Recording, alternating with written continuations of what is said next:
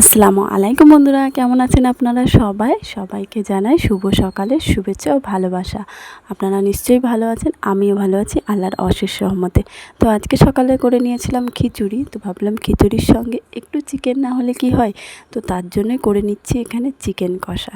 Chicken কষার জন্য প্রথমেই আমি তেল দিয়ে দিয়েছিলাম, তারপরে দিয়ে দিয়েছি পেঁয়াজ কুচি। এখন পেঁয়াজটাকে আমি লাল লাল করে বাদামি কালারের মতো ভেজে নেব। পেঁয়াজ ভাজা হয়ে গেলে এর মধ্যে দিয়ে দেবো আমি আদা বাটা, আর দিয়ে দেবো একটু রসুন বাটা, আর যে মশলাগুলো লাগে সেগুলো একে একে করে সব দিয়ে আমি এবারে মশলাটা ভালো করে ভাজতে থাকবো।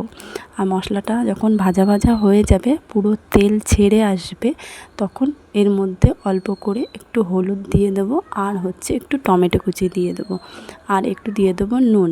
এবারে দেওয়ার পরে এগুলো আমি আবার নাড়তে থাকবো। নাড়তে নাড়তে নাড়তে আবার যখন তেল ছেড়ে আসবে, তখন কিন্তু এর মধ্যে আমি অল্প একটু জল অ্যাড করে দেবো। ব্যাস, পানিটা অ্যাড করার পরে আবার কিন্তু মশলাটাকে আমি কষিয়ে নেব।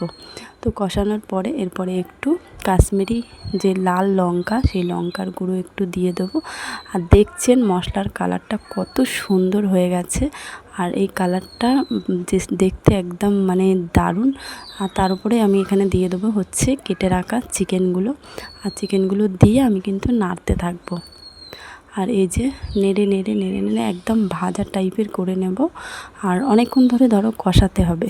কষিয়ে কষিয়ে যখন এর থেকে অল্প অল্প পানি ছেড়ে আসবে, তখন কিন্তু এটাকে ভালো করে ঢেকে রেখে দিতে হবে। আর একটু শেষে গিয়ে একটু টক দই দিতে হবে, অল্প করে, বেশি পরিমাণ না। আপনারা টক দইয়ের পরিবর্তে একটু পাতিলেবুও দিতে পারেন। দিয়ে ভালো করে আবার নেড়ে নেড়ে ঢাকনা চাপা দিয়ে কিছুক্ষণের জন্য আপনারা রেখে দেবেন। তারপরে আবার একটু পানি অ্যাড করবেন। পানি অ্যাড করলে আপনারা দেখতে পারবেন যে ওটা বেশ মাংসটা টকবক করে ফুটছে।